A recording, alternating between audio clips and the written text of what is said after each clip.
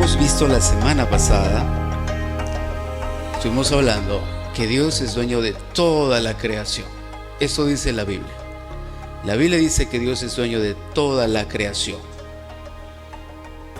Hemos visto que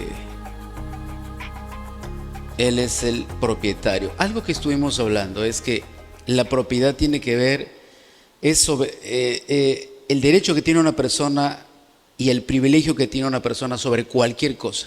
Propiedad es, tengo derechos y privilegios sobre esto porque es mi propiedad. Ese es el punto de partida de la propiedad. Derecho y privilegio. ¿Qué significa derecho? La facultad para hacer libremente lo que tú desees en aquello que tú tienes.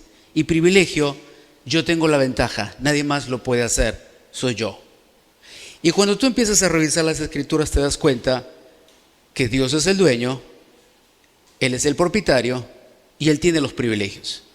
No existe ningún hombre en esta tierra que tenga derechos y privilegios inalienables o inherentes a Él como dueño propietario de la tierra. No existe, aunque hayas comprado tu terreno en Tangamandapio, ¿verdad? En Tangamandapio, donde tú quieras, en Cusco, en Chiclayo.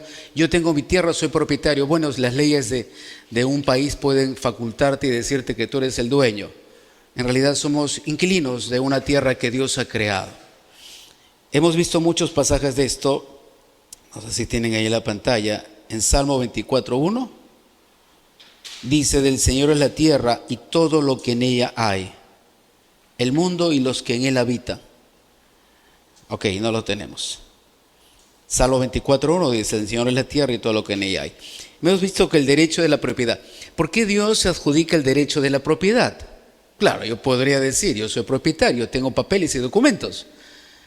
Dios, de acuerdo a la Biblia, Dios se adjudica el derecho de propiedad porque Él es el creador. Esa es la gran diferencia. Yo puedo haber adquirido un producto por herencia, por compra, pero yo no lo he creado. Yo estoy haciendo uso de algo que alguien más ha creado. Pero Dios es el dueño, es el propietario, y el argumento es que Él es el creador. Como creador es dueño, tiene su marca, tiene su diseño. Tú y yo no somos dueños ni propietarios de nada en esta tierra. Esto estuvimos hablando y vimos de los privilegios. Dios es el único que tiene privilegios que no tiene ningún ser humano. Hemos visto 3. Dios puede juzgar y sentenciar al hombre.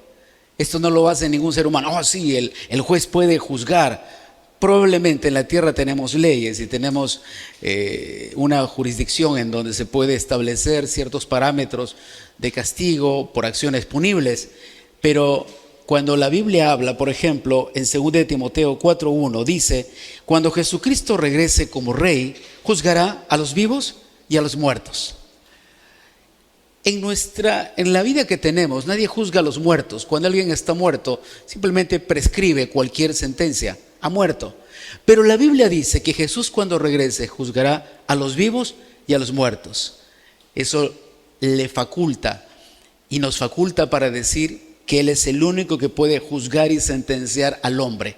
La máxima autoridad, la máxima ley en esta creación proviene de Dios. No hay ningún hombre que pueda exceder o pueda ir más allá del poder y de las leyes de Dios. Hemos visto que Él puede salvar y Él puede dar vida. Estas son facultades y privilegios que no tiene ningún ser humano. No existe ningún ser humano que pueda dar vida. ¿Por qué? Porque nosotros damos lo que tenemos. Jesús es el dador de la vida, por eso da vida. Vimos algunos pasajes, vimos Lázaro. Cuando Jesús resucita a Lázaro, Lázaro estaba muerto, su cuerpo estaba descompuesto, pero Jesús le da la vida, porque Él es el dador de la vida. Da la vida a Lázaro. Nadie tiene este poder. Eso se llama privilegios. Entonces, para que tú puedas decir que eres propietario de algo, tienes que tener derechos y privilegios que sobrepasen los derechos y privilegios de Dios. Y si no sobrepasan la capacidad que Dios tiene, entonces tú no eres propietario, eres inquilino. Mira el que tienes al lado y dile: eres un inquilino de esta tierra. Eres una inquilina. Eres inquilina. Ajá. Y como inquilinas hacemos lo que queremos, ¿verdad? ¿Sí? Un inquilino hace lo que quiere. Tú alquilas tu casa y como eres inquilino, rompes el foco, tiras la basura, rompes pared. No, porque vas a rendir cuentas. Lo mismo sucede. Nosotros vamos a rendir cuentas a Dios de todo lo que hacemos, todo lo que se nos dio. Hemos visto, y vamos a estudiarlo más adelante, que el hombre solo es administrador y como administrador rinde cuentas. ¿Qué hiciste el día que yo tenía que hablarte? Señor, yo estaba celebrando mi cumpleaños. Por favor, ¿es malo celebrar mi cumpleaños? No es nada malo. Sí, pero es mi día. ¿Qué hiciste con los hijos que te di? Pues si no eran mis hijos, yo los trajo al mundo y yo los puedo devolver. ¿Qué hiciste con los hijos que te di? Vamos a rendir cuentas. De todo lo que tenemos en esta tierra, rendiremos cuentas. Y uno dirá, al final de esta vida, no. Al final de esta vida está la sentencia, de vida o de muerte, salvación o perdición. Nosotros rendimos cuentas aquí en la tierra. Aquí rendimos cuentas. Y lo de la eternidad es otro rendimiento de cuentas. Hoy día vamos a estar hablando que Dios estableció al hombre en la abundancia. Vamos a hablar de esto. Dios establece al hombre en la abundancia. Hablamos de un Dios malo, un Dios que si existiera Dios, ¿por qué hay tanta hambre en la región de África, en países? ¿Por qué hay sequedad? ¿Por qué no hay alimentos? Dios es malo. Y uno adjudica a Dios los problemas que esta tierra tiene derivados de la corrupción, del poder, de las guerras, de la ambición del hombre, de las muertes. Y adjudicamos que esos problemas que nosotros ahora vivimos son problemas que Dios ha causado. Entonces Dios no nos ama. Podríamos decir que Dios nos ha entregado. Claro, imagínate, alguien nace en este siglo y diría, qué terrible está el mundo. ¿Cuántas especies han desaparecido? El agua escasea, ¿no? El cambio climatológico, el calentamiento global. Qué terrible mundo. Dios, qué mundo tan horrible me has entregado. ¿Y al principio era así? ¿Al principio era así? Siempre es interesante regresar al principio, ¿verdad? ¿Cómo eras tú cuando eras pequeña? ¿Fuiste así? No. ¿Qué pasó? Siempre es bueno regresar a los principios. Los inicios marcan mucho la razón, la existencia y el propósito de lo que somos. ¿En qué momento lo perdimos? ¿En qué momento hubo oscuridad en nuestra vida que nos llevó a tener acciones incorrectas? Siempre es bueno regresar a tus principios, a tus inicios. No nacimos malvados, no es que de chiquito tú querías cortarle los bigotes al gato. En algún momento quisiste cortarle los bigotes al gato. Yo quería cortarle los bigotes al gato. Algo pasó en mi vida. Dios establece al hombre en la abundancia. Entonces, vamos a ver algunos pasajes. Lo primero que tenemos que ver es que todo lo que ha sido creado fue creado por Dios y para Dios. Nosotros nos llenamos los labios y el pensamiento diciendo, Dios ha creado este mundo para mí. Dios ha creado la vegetación para mí. Dios ha creado los pájaros, el mar, la vegetación. Todo lo ha creado para mí porque Él me ama. Este es un término que todos hemos usado. Mira, Dios te ama tanto que ha hecho salir el sol. Y uno diría, entonces este Dios ha creado las cosas para mí y como las ha creado para mí, yo puedo hacer con ellas lo que yo quiero. Vamos a ver qué dice la Biblia en Colosenses 1, del 16 al 17. Porque en Él, en Jesús, fueron creadas todas las cosas. ¿Qué cosas son todas? Todas las cosas. Las que hay en los cielos y las que hay en la tierra, visibles e invisibles. Sean tronos, sean dominios, sean principados, sean potestades. ¿Qué dice?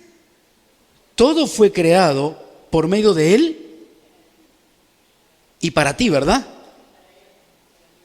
No dice eso, no es para mí. Dice que todo fue creado por medio de Él, para Él. Dios creó el universo para Él. Dios creó la vegetación, los montes, la belleza, las galaxias, para Él. Eso dice la Biblia. Esto cambia mucho el concepto cuando nosotros terminamos diciendo, mira, Dios ha creado esto para ti. Los mares, mira qué hermosos mares que Dios creó para ti. Y entonces, como tenemos esta forma de hablar, nos adjudicamos un derecho que no tenemos. Como Dios lo creó para mí, yo puedo hacer lo que yo quiero, ¿verdad? Dios lo ha creado para mí. No lo creó para ti, lo creó para Él. Quiero que veas en 1 de Crónicas 29, del 11 al 12. Eso decía David: tuya es, Señor, la magnificencia y el poder, la gloria, la victoria y el honor, pues tuyas son todas las cosas que están en los cielos y en la tierra. Tuyo es tuyo es, Señor, el reino. Tú eres excelso sobre todas las cosas. De ti proceden las riquezas y la gloria. Tú dominas sobre todo. En tu mano está la fuerza y el poder, y en tu mano también está el engrandecer y el dar poder a todos. ¿Qué te queda para ti? ¿Qué queda para ti? ¿Qué te queda, Gloria? ¿Algo te queda? Nada. No te queda nada. Parece un Dios egoísta, ¿verdad? Qué malo, debía haber darnos algo. Entonces, ¿para qué nos crea si no nos va a dar algo? No, ¿para qué nos crea? Regresemos. Vámonos. De Él es todo. Y todo fue creado para Él. Salmos 19, verso 1, esto lo vimos la semana pasada. Los cielos proclaman la gloria de Dios y la expansión anuncia la obra de sus manos. Los cielos, la creación, están declarando y gritando que Dios es su creador, que Dios es quien los diseñó. Es Dios. Los cielos declaran, gritan: Dios es mi dueño, Dios me creó, soy el diseño de Dios. Ahora quiero que veas, dice la Biblia que todo fue creado para Él y por medio de Él y para Él. Entonces tú dirías: bueno, ok, todas las cosas fueron creadas para Él, por medio de Él y para Él. Pero yo no, pues. Yo puedo tener la libertad de escoger, ¿verdad? Yo puedo escoger servir a Dios o no. Yo puedo escoger qué hacer con mi vida. Ajá. Vamos a la Biblia. Isaías 43, 21. Vamos a empezar con este verso. ¿Qué dice? Este pueblo he creado para mí. Mis alabanzas publicará. Dios hablando del pueblo de Israel. Su pueblo. Este pueblo he creado para mí. Mis alabanzas publicará. No dice sus propias alabanzas. No dice engrandécete tú solo. No dice da loas y alabanza a tu prójimo. Enaltécelo. ¿Sabe ustedes que en Apocalipsis dice que toda la gloria, la honra y el poder pertenecen a Jesús? Sin embargo, nuestra sociedad y nuestra comunidad hemos aprendido a loar y a entregar alabanza a los seres humanos, reconocimiento, aplauso, exaltación, cuando todo eso le pertenece a Dios.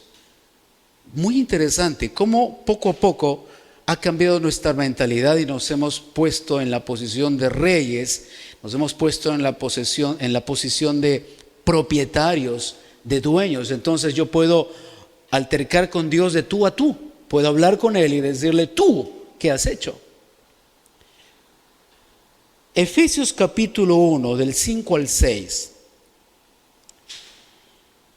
dice: Dios nos predestinó.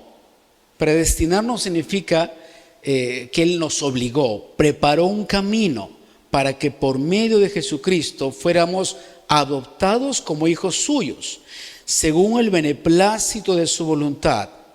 ¿Para qué? Para alabanza de la gloria de su gracia, con la cual nos hizo aceptos en el amado. La Biblia dice que fuimos creados para alabanza de Dios. Aún el ser humano fue creado para Dios. No sale de la condición de que Dios creó todas las cosas para Él. Creó el universo, Dios lo creó y lo creó para Él. Dios creó al hombre y lo creó para Él. Esa es la razón por la cual en Génesis dice que fuimos creados a imagen y semejanza de Dios. Dios puso un diseño en el hombre, imagen y semejanza. Lo voy a crear para mí. Lo voy a crear para mí. Estos son los inicios del hombre. Estos son los inicios de la creación. Todo lo que Dios creó, lo creó por medio de Él, por su poder, y lo creó para Él. Lo creó para Él. Tus hijos, tu vida, lo que tú ves, el sol, la tierra, las galaxias, el pasto, los mares, fue creado para Él. Y cuando tú ves en Génesis capítulo 1, tú ves la creación, puedes leerlo en tu casa, tú puedes ver cómo Dios empieza a crear las cosas y dice que cada cosa que hacía era bueno. Todo lo que Dios hacía era bueno. Y Dios empieza a crear las estrellas, la tierra, el mar, las aves, los peces, la vegetación, y empieza a crear un mundo productivo. Empieza a crear un mundo lleno de vegetación, un mundo saludable, diseñado como Él lo quería. Es un mundo perfecto. Ese fue el mundo que Dios creó desde el inicio. Por eso digo, siempre remontémonos al inicio. El punto de partida es muy importante. El inicio de las cosas determina su destino. Todo el inicio de las cosas va a determinar un destino. Si algo empezó mal, créeme que va a terminar mal. No va a terminar muy bien. El inicio de las cosas determina su destino, su naturaleza. Dios crea un mundo abundante, perfecto, de vegetación, de animales. Cada planta tenía su propia especie. Y es muy interesante cómo dice, y he creado para el hombre plantas para que él coma, y he creado para los animales plantas para que ellos coman. Dios había creado las plantas para que los animales coman. Y los caninos que son para desgarrar la carne, no, habría que estudiar un poquito más. ¿Dónde empezaron los caninos? Y uno dice, los animales comían carne. No, no comían carne. Cuando lees la Biblia, en la creación de Dios, aún había plantas para que los animales coman. Y no es que el mundo estaba lleno de vacas. El mundo estaba lleno de diferentes tipos de animales. Y Dios creó plantas para ellos. Estamos viendo el mundo perfecto de Dios. No, Dios no nos los entregó así. O sea, si tú eres inquilino y dices al dueño, dueño, tú me entregaste la casa horrible, mira, despintada, rota. No, yo no te la entregué así. Mi casa estaba bonita, pintada, tenía las luces, las paredes. Tú lo malograste. El ser humano lo arruinó y lo ha arruinado bien feo. Y lo seguimos arruinando. Quiero que veas en Génesis 1:31. Probablemente no vamos a terminar hoy día toda esta enseñanza porque es preciosa. La Biblia tiene tantas verdades de Dios. Tú puedes rebatir, tú puedes decirle a Dios, no, estás equivocado, la Biblia no es cierta, no existe, es falsa, la han cambiado. Podemos hablar de muchas cosas, pero lo que es. Jesús dijo, el cielo y la tierra pasarán, pero mis palabras no van a pasar. Génesis 1:31 dice, al final de todas las cosas que iba creando, el sexto día, Dios dice, y vio Dios que todo lo que había hecho, Dios lo había hecho. Y vio Dios todo lo que había hecho. Y he aquí, era bueno en gran manera. Y fue la tarde de la mañana, el sexto día. Dios vio todo lo que había hecho. Y era bueno en gran manera. Ahora, uno podría decir, bueno, era bueno en gran manera. Yo quiero llevarte esas dos palabras. Bueno, esa palabra, cuando Dios dice era bueno y la repite en toda la creación, significa es abundante, próspero y fértil. Esa palabra bueno en el hebreo significa abundante, próspero, fértil. Cada vez que Dios creaba las cosas decía, era bueno, era bueno, era bueno, era bueno. ¿Qué estaba diciendo? Esto es abundante, esto es próspero y esto es fértil. Esto es el inicio de Dios. Un Dios abundante, un Dios que hizo una creación perfecta, lleno de riquezas. Y esa segunda palabra, cuando dice en gran manera, escucha, esa palabra en el hebreo significa de forma excesiva hasta no poderse contar. Eso es lo que Dios hizo. Cuando dice era bueno, bueno decía, y las cosas que he creado han sido abundantes, prósperas y fértiles. Y cuando dice en gran manera, esa palabra significa de forma excesiva hasta no poderse contar.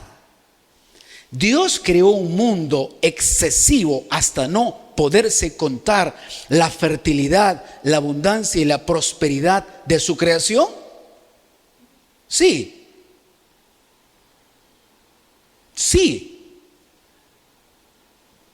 Todavía los científicos se rascan la cabeza para saber cuántas estrellas existen en el universo y las siguen contando. ¿Cuántas galaxias existen? Siguen encontrándolas. ¿Cuántos soles? Siguen encontrando. ¿Cuántos planetas? Siguen encontrando. Dios creó, el mundo que Dios creó viene de acuerdo a su diseño, de acuerdo a su naturaleza. Él es grande, Él es creador, Él es abundante, Él es rico, Él es poderoso, Él es perfecto. Y cuando Él crea las cosas, los hace abundantes, prósperos y fértiles. Dios lo hizo abundante, próspero y fértil. Todas las cosas en las manos de Dios se vuelven abundantes, prósperos y fértiles. Todas las cosas en las manos de Dios se vuelven abundantes, prósperos y fértiles. ¿Por qué? Porque este fue el diseño de Dios. ¿Cuándo te volviste pobre? ¿Cuándo perdimos la fertilidad? ¿Cuándo dejamos de ser prósperos? Ahora la pobreza es un estigma. Ahora eres pobre, guácala. Pobreza, no quiero pobre. Nosotros queremos ser ricos. Pero ¿cuándo hubo esa diferencia? Y no empezamos a hablar de la política, izquierda, derecha, el centro, de aquí, por allá, porque esto no es cierto. La filosofía no destruyó el pensamiento del hombre. No, la filosofía no. Simplemente puede ser un ejercicio mental, una práctica, o puede ser una pérdida de tiempo, pero eso no destruyó al hombre. Todas las cosas en las manos de Dios se vuelven abundantes, prósperos y fértiles. Entonces, ¿por qué lo sigues manejando tú? Si todas las cosas en las manos de Dios regresan a su diseño original y al dueño original, ¿por qué lo seguimos manejando? ¿Acaso tú vas a decirme que las cosas en tus manos se vuelven abundantes, prósperas y fértiles?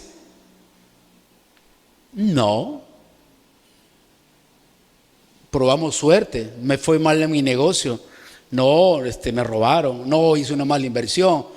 De pronto compras un televisor de 50 pulgadas cuando no lo necesitas.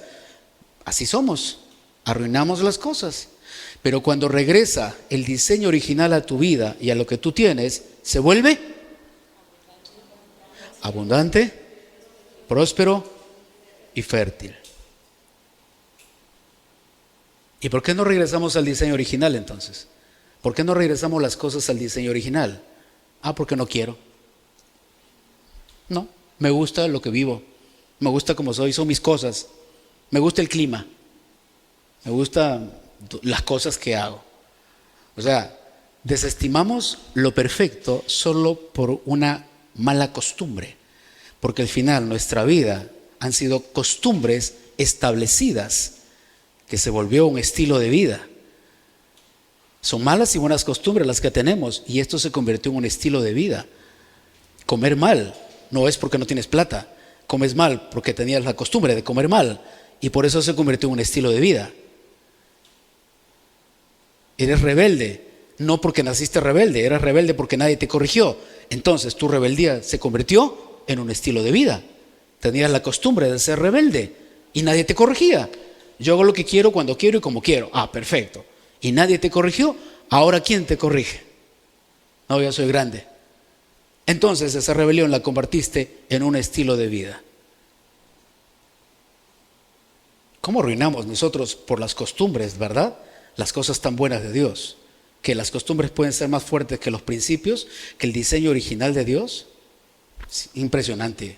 Hay tanta, es lo que la Biblia llama un espíritu de estupor, falta de actividad intelectual. No funciona, no hay intelecto. ¿Por qué? Porque no queremos. Por eso es que la Biblia en Proverbios dice, busca la sabiduría, búscala más que el oro y más que la plata, búscala. ¿Por qué? Porque no eres sabio. Por eso la Biblia dice que la busques, porque no eres sabio. Somos torpes. Somos torpes. Por eso la Biblia dice en Proverbios: no grita la sabiduría en las calles, no está gritando en cada esquina. Vuélvanse a mi reprensión, insensatos, busca la sabiduría. Ahí está la riqueza, el conocimiento de Dios. Aún la Biblia dice: el principio de la sabiduría es el temor al Señor. Tú empiezas a temer a Dios cuando eres sabio. Quiere decir que el ser insensato, el ser torpe, el ser ignorante me lleva a no temer a Dios. No tengo miedo a Dios, exactamente. Pero cuando empieza la sabiduría en tu vida, empiezas a temer a Dios.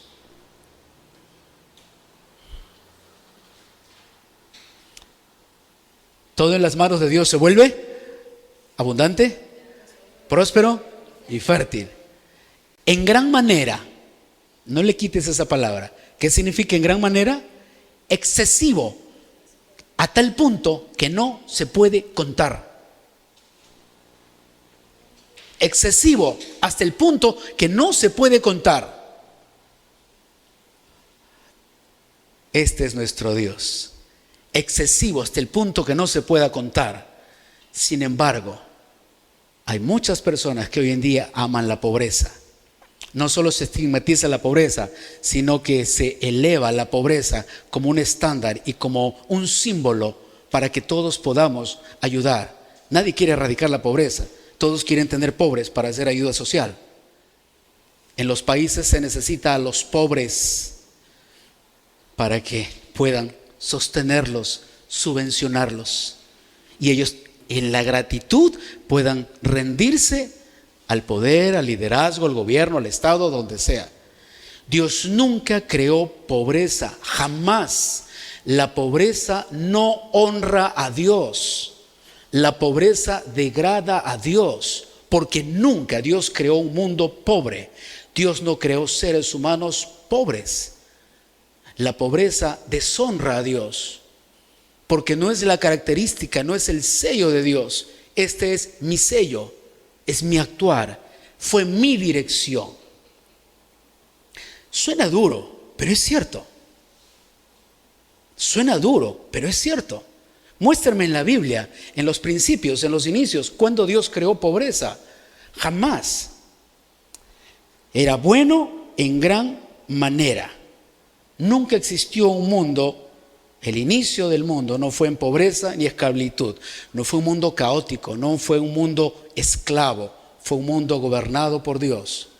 Ahora quiero que veas que en ese mundo que Dios creó, lleno de riqueza, lleno de abundancia, prosperidad, fertilidad, hasta el punto que no se puede contar, en ese mundo, ¿a qué no sabes qué hizo Dios? Puso al hombre. Vamos a Génesis capítulo 2, versículo 8 al 12.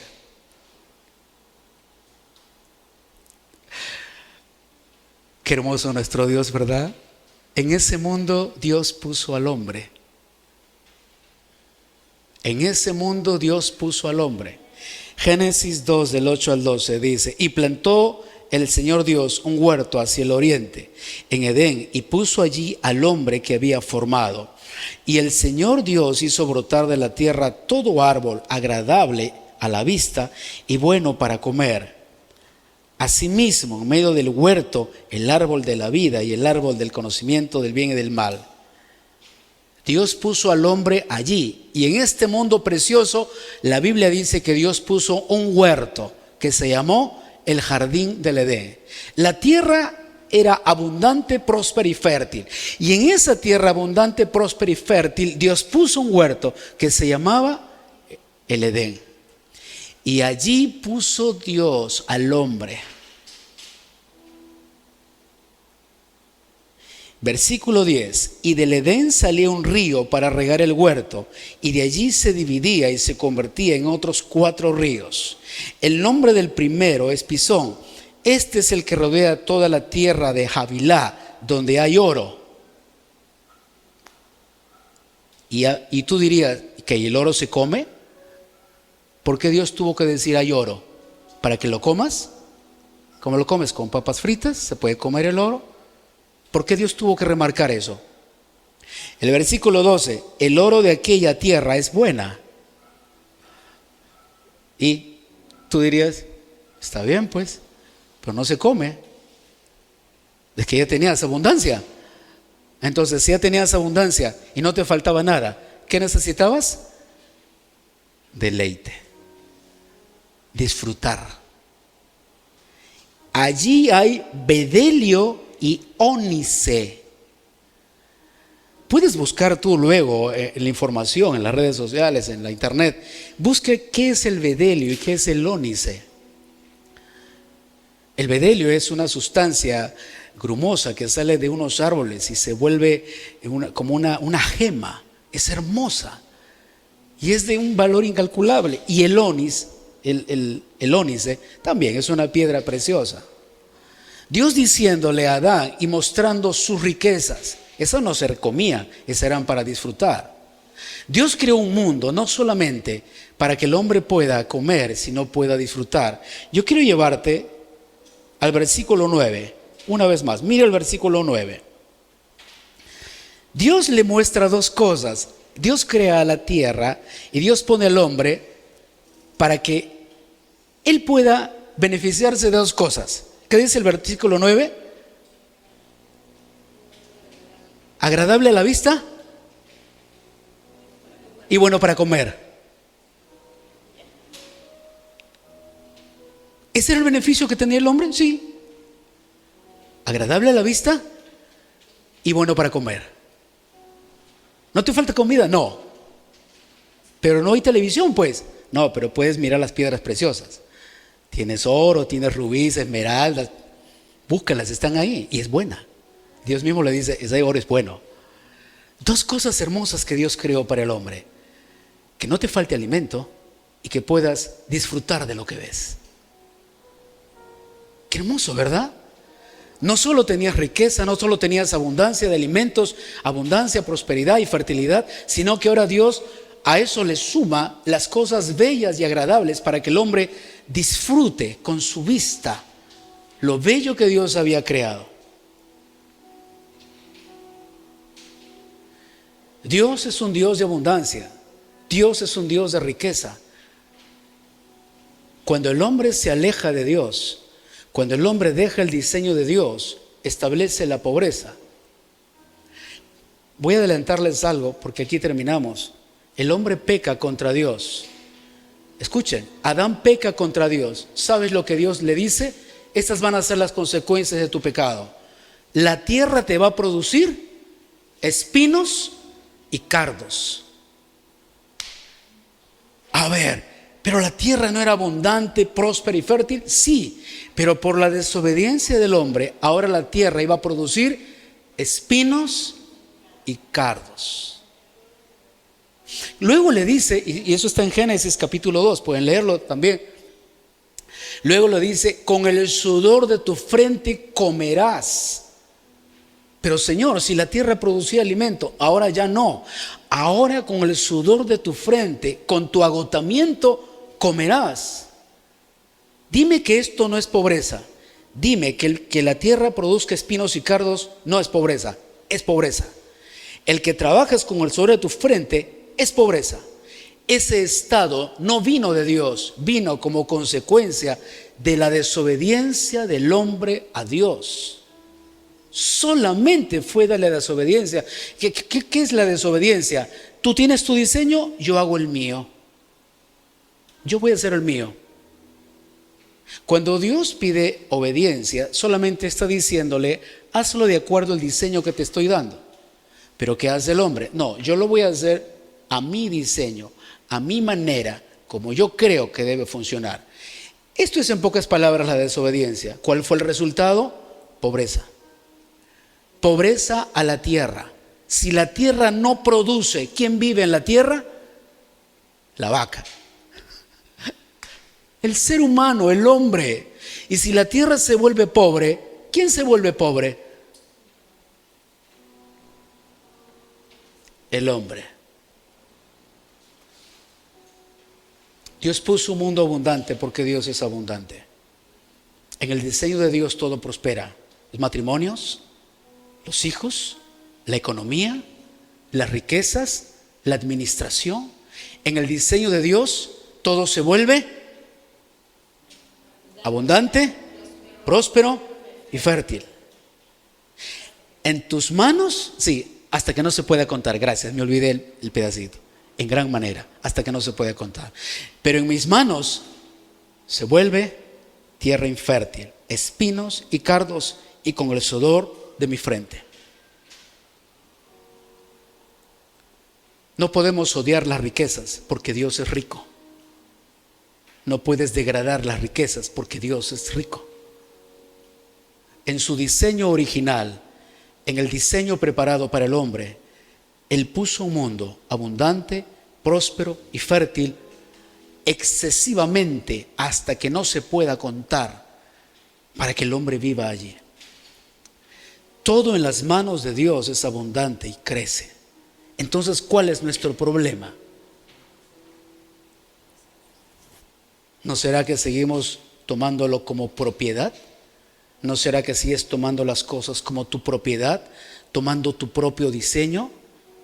¿Haces las cosas sin preguntarle a Dios? Si tú no eres dueño de tu vida, si todo es de Dios, ¿por qué haces las cosas sin preguntarle a Dios? ¿Por qué tomas decisiones sin que Dios pueda guiarte? Tomas una decisión, buscas tu propio diseño y esperas que sea abundante, próspero y fértil. Oh, no. Esto era en el diseño de Dios, esto era en las manos de Dios. En nuestras manos se vuelve espinos y cardos. Por eso es que en el Nuevo Testamento tú vas a ver que el Espíritu Santo ahora guiaba a los creyentes. ¿Qué significa que el Espíritu Santo guía a los creyentes? Te decía lo que podías hacer y lo que no podías hacer. Porque hay cosas que yo no puedo ver, pues. Yo no sé qué decisiones tomar. Una vez Pablo iba a predicar a un pueblo y el Espíritu Santo le dijo: no vayas. ¿Acaso predicar es malo? ¿Predicar es malo? No. Pero si Pablo iba, posiblemente lo mataban. ¿Y qué le dijo Dios? No es tiempo, no vayas. Y más adelante tú puedes leer en el libro de los Hechos que Dios le dice: ahora sí puedes ir, anda, ya el camino está preparado, ve y predica. ¿Te acuerdas de José? Cuando Jesús había nacido, un ángel no se le apareció y ¿qué le dijo? Huye, sal con tu esposa y con el niño, ve a Egipto. Y si Dios no lo guiaba, ¿qué hubiera hecho José? Se hubiera quedado. Hubieran matado a José, a María, a la vaca, al burro y todos los que estaban ahí. Pero Dios los guió. ¿Viste qué importante cuando Dios guía? Huye. Y Herodes se quedó aburrido, pasmado, porque nunca encontró a Jesús. Y mandó matar a los niños de 2 años hacia abajo de cólera. Qué importante es la guianza del Espíritu Santo. ¿Se acuerdan de Pedro cuando estaba pescando?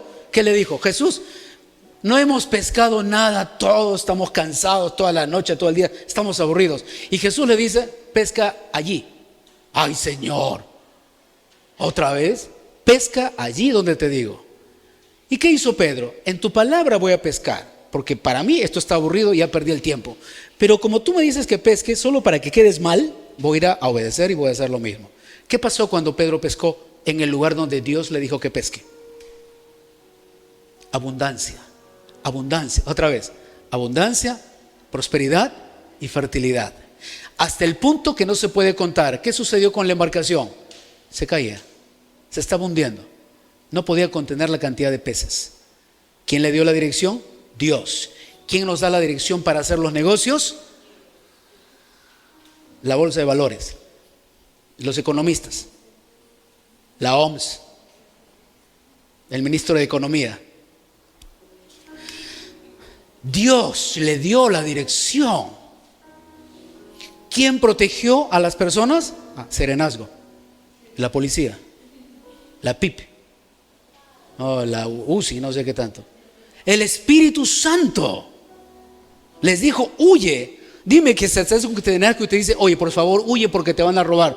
No te dicen nada, solo cuando te han robado vienen y te dicen: ¿te han robado? Sí, te han robado. El Espíritu Santo los dirigió antes que suceda esto. ¿Eso no se llama dirección y guianza de Dios? Entonces, ¿por qué estamos haciendo las cosas mal? ¿Por qué seguimos en lo mismo? ¿No sería correcto empezar a dejarnos guiar por el Espíritu Santo? No compres, no te vayas, no tomes decisiones, no aceptes algo hasta que el Espíritu Santo no te guíe. Él te va a cuidar, Él va a darte dirección, porque el deseo de Dios, si eres hijo, es que tú vuelvas a ser abundante, próspero, fértil, hasta que no se pueda contar. Cierren sus ojos, por favor. Señor, te damos las gracias en este tiempo. Tu palabra trae luz a nuestros ojos, nos da esperanza, Señor. Probablemente es un espejo y nos muestra tan mal, nos vemos reflejados y estamos tan mal, y podríamos darte la espalda y escapar y no escuchar nunca más nada de esto. Pero sabemos que seguiremos en el mismo lugar. Por eso en este tiempo, Señor, no vamos a escapar de tu palabra, no vamos a escapar de tu verdad, vamos a aceptarla. Quebraremos nuestra voluntad, nos humillaremos para obedecerte, para acceder, para no vivir nuestro propio diseño, sino el tuyo. Jesús, perdónanos. Tú lo hiciste todo perfecto en su tiempo. Todo lo hiciste hermoso y perfecto.